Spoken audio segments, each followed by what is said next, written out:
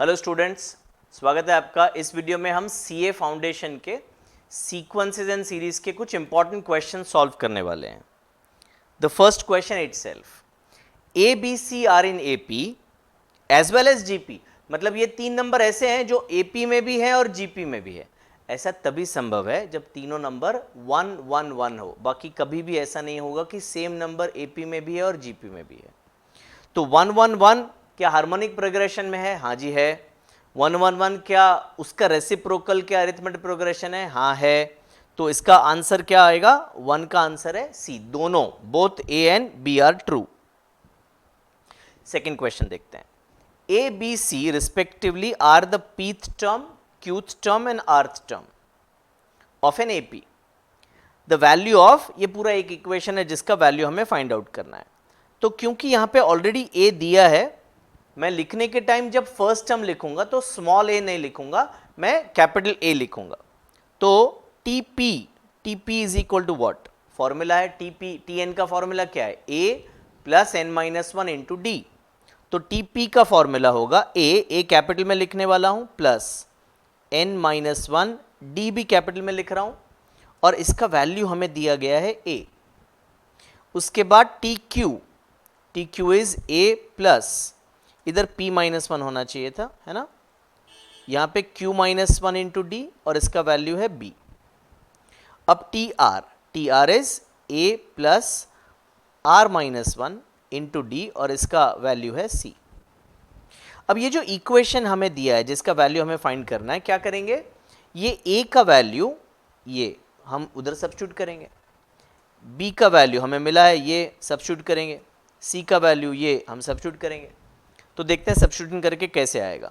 तो a का value है a plus P minus one into D, और ये पूरी टर्म को हमें मल्टीप्लाई करना है q माइनस आर से।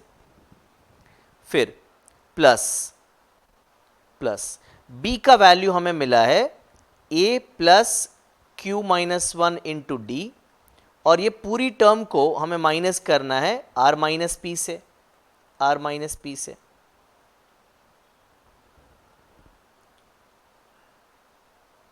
प्लस सी का वैल्यू क्या मिला है हमें? a plus R minus one into D, ये सी का वैल्यू मिला है, और सी को मल्टीप्लाई करना है p माइनस क्यू से, p माइनस क्यू से।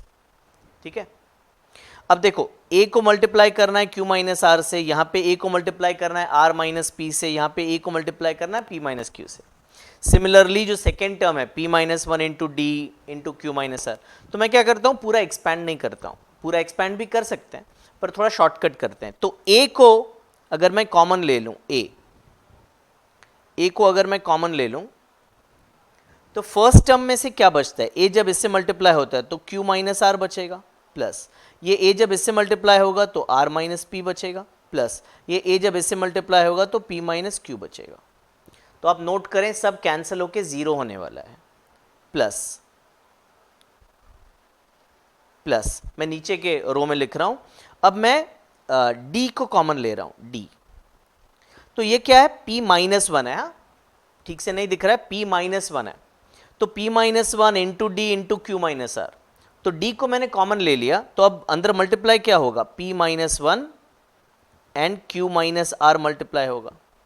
फिर प्लस इनको जब मल्टीप्लाई करोगे तो q माइनस वन और r माइनस पी मल्टीप्लाई होगा, और थर्ड टर्म में से d जब हम कॉमन लेंगे तो r माइनस वन और p माइनस क्यू मल्टीप्लाई होगा। अभी आगे का काम मैं आपको दे रहा हूं होमवर्क में, आप इसको एक्सपैंड करोगे ना तो उधर भी सब कैंसिल हो जाएगा, तो बचेगा क्या? जीरो। तो d इंटू जीरो और पहले a इंटू जीरो, यानी कि इसका जो फाइनल आंसर है वो जीरो आएगा। एग्जाम में अगर ये क्वेश्चन आए तो पूरा बाकी सम हो जाने के बाद इसको अटेम्प्ट करना, बहुत टाइम ले लेगा, राइट? चलो नेक्स्ट क्वेश्चन लेते हैं। Sn, sum of first n terms is given to us as 2n square plus 3n. The series is AP, GP, HP या none. अब इसको फॉर्मूला से कर सकते हैं, थोड़ा लेंदी हो जाएगा, एक शॉर्टकट बताता हूं आपको। Sn हमें दिया गया है 2n स्क्वायर प्लस 3n। तो n के जगह 1 सब्स्टिट्यूट करता हूं मैं, S1 अगर सब्स्टिट्यूट करूंगा तो 2 इंटू 1 स्क्वायर प्लस 3 इंटू 1, तो ये मुझे मिला 2 प्लस 3 यानी कि 5। अब S1 5 है, मतलब पहला टर्म 5 है ना, तो मैं इधर लिख रहा हूं T1 इज इक्वल टू 5। ठीक है, अब S के जगह 2 डाल देता हूं, तो 2 इंटू 2 स्क्वायर प्लस 3 इंटू 2, तो ये 8 प्लस 6 यानी कि 14। तो पहले दो टर्म्स का टोटल 14 है। आपको एक फॉर्मूला पता होगा, क्या formula? Formula Sn plus 1 minus Sn अगर हम करते हैं तो Tn मिलता है ना। सिंपल कॉमन सेंस से अगर सोचेंगे तो पहला टर्म 5 है और पहली और दूसरी टर्म का टोटल 14 है ना, यानी कि दूसरा टर्म 9 होगा। क्या बोलते हैं बच्चे? 14 माइनस 5, S2 माइनस S1 अगर करते हैं तो T2 मिलता है। तो अगर ये हुआ तो D4 होगा, T1 5 है और T2 9 है, तो D हमें मिल रहा है 4। S3 करके देख लेते हैं कि हमारा जो लॉजिक है वो फिट बैठ रहा है कि नहीं। ओके, S3 कैलकुलेट कर लेते हैं। तो n के जगह 3 डाल के देखते हैं। S3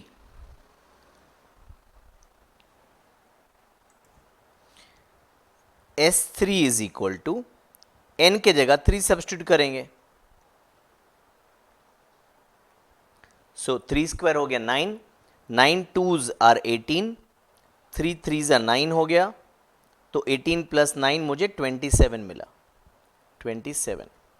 अब दो टर्म का टोटल 14 है और 3 टर्म का टोटल 27 है, यानी कि T3 मुझे मिल रहा है 13, T3 मुझे मिला 13। तो इन दोनों का डिफरेंस भी तो 4 आया,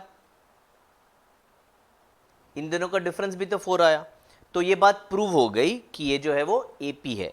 पहला टर्म 5 है और जो कांस्टेंट नंबर है वो 4 है। आई एम सॉरी, जो डिफरेंस है, कांस्टेंट डिफरेंस, वो है 4। तो इसका राइट आंसर है, it is an AP। The sum of n terms of 2 APs are in this ratio. दो टर्म का जो दो AP का जो सम है उनका रेशियो यहां पे दिया गया है 7n minus 5 upon 5 plus 17। Then which term of the two series is equal. थोड़ा लेंदी सम है, देखते हैं।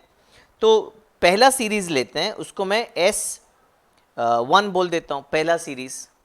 तो पहला सीरीज में n/2 2a, अगर मैं कैपिटल में लिख रहा हूं 2a plus n minus 1 into D. Okay,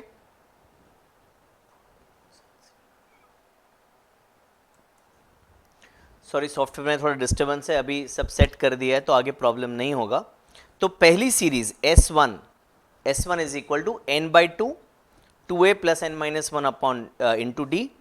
और सेकेंड सीरीज ले रहा हूं मैं S2, नंबर ऑफ टर्म्स तो सेम है ना, n/2, इसको मैं 2a डैश लेता हूं, 2a dash plus n minus 1 into D dash.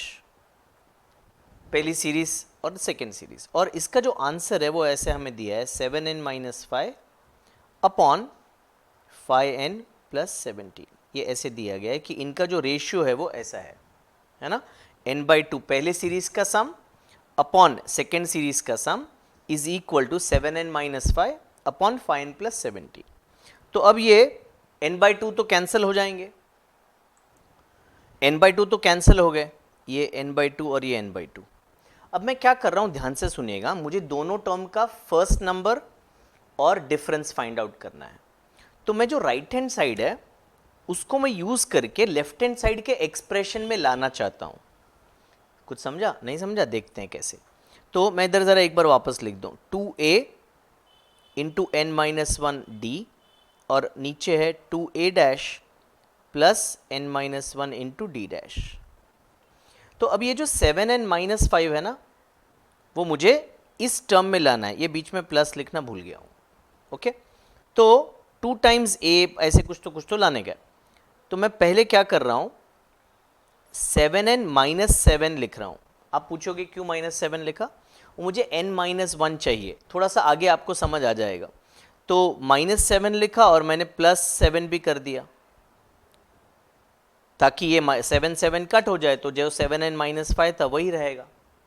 क्यों किया, थोड़ा 2 मिनट रहा देखो, समझ में आ जाएगा।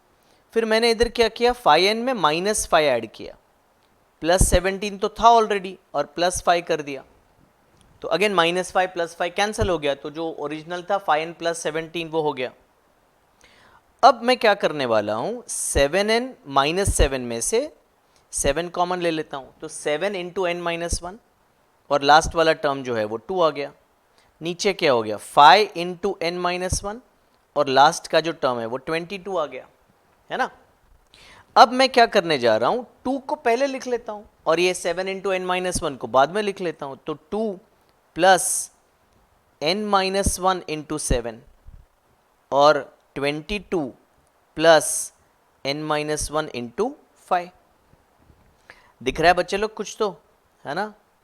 अब मैं एक छोटा सा काम करने वाला हूं, क्या, ये 2 को मैं 2 इंटू 1 लिख रहा हूं, और वो जो 22 था मैं जगह बचाने के लिए उसको 2 इंटू 11 कर देता हूं, है ना।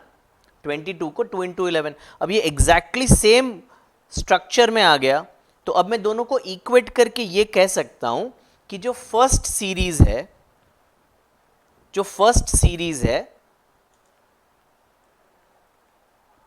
उसका a जो है वो 1 है और d जो है वो 7 है ना। क्यों, ये रहा, ये a और ये d। और जो सेकेंड सीरीज है उसका a 11 है और d 5 है, उसका a यानी a डैश जो हमने लिखा है वो 11 है और d डैश क्या है, 5 है। अब कौन सा नंबर सेम है, कौन सी टर्म सेम है, क्वेश्चन क्या है, क्वेश्चन याद है आपको, then dash term of the 2 series are equal, तो दोनों सीरीज इक्वल होना चाहिए। तो फर्स्ट सीरीज का tn क्या होगा, वो फॉर्मूला लिखते हैं, फर्स्ट सीरीज का tn, तो tn ऑफ फर्स्ट सीरीज और tn ऑफ सेकेंड सीरीज हमें इक्वल चाहिए ना। तो a plus n minus 1 into D is equal to a plus n minus 1 into D. तो इसको अगर हम सॉल्व करें, 1 plus 7n minus 7 is 11 plus 5n minus 5। 5n को लेफ्ट में लेके आ जाएं तो 2n is equal to 11 minus 5 6 होगा, ये माइनस 6 राइट में जाएगा, प्लस 6 हो जाएगा, तो 2n इज इक्वल टू 12 हो गया, n इज इक्वल टू 6। तो आपका जो राइट आंसर है वो बी 6 टर्म्स है ना। थोड़ा लंबा क्वेश्चन है बच्चों। नेक्स्ट सम करते हैं, find the numbers which should be added to the sum of any numbers of the term AP। ये AP दिया है 3 5 7 9 11 resulting in a perfect square. तो 3 5 7 9 और 11। S1 क्या है बच्चों, S1 3 है। देखो यहां पे सम की बात कर रहे हैं, सम। S2 क्या है, पहले दो टर्म का टोटल 8 है। S3 क्या है, 15 है। S4 क्या है, 24 है। और S5 क्या है, 35। ये सारा करने का जरूरत नहीं है, मैं तो समझा रहा हूं इसके लिए।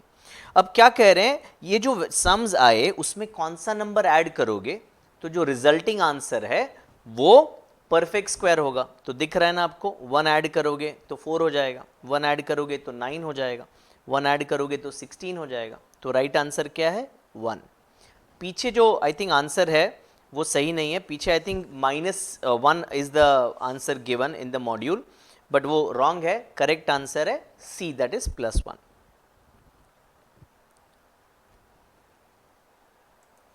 Sum of n terms of an AP is given 2n square plus 3n. Find the nth term. तो पहले जो सम किया ना उसके जैसा है, Sn दे दिया गया है। Sn क्या है हमारा, 2n स्क्वायर प्लस 3n। तो मैं n के जगह 1 डाल दूं, n के जगह 1 डाल दिया, तो 2 इंटू 1 स्क्वायर प्लस 3 इंटू 1, तो ये 2 प्लस 3 यानी कि 5 मिला। तो आपको T1 आपको मिल गया 5, ठीक है। अब S2 T के जगह N के जगह 2 डाल देते हैं, तो 2 इंटू 2 स्क्वायर प्लस 3 इंटू 2, तो ये हो गया 8 प्लस 6 यानी कि 14। तो सम ऑफ वन टर्म 5 है, सम ऑफ टू टर्म्स 14 है, तो T2 आपको मिल जाता है, T2 आपको मिल जाता है 9, है ना। T2 9 कैसे मिला, S2 माइनस S1, ये फॉर्मूला होता है, ठीक है। तो इसका मतलब आपको कॉमन डिफरेंस मिला, D मिला 4। अब आपके पास A है, Tn ढूंढना है आपको, A plus n minus one into D. A कितना है 5 है, प्लस n माइनस वन कितना है, n माइनस वन तो वही रखना है, n माइनस वन, और D आपको कितना मिला 4, तो 5 plus 4n minus 4 which will give you answer as 4n plus 1। Easy है ना। तो 4n प्लस 1 31 का A is the right answer. The pth term of an AP is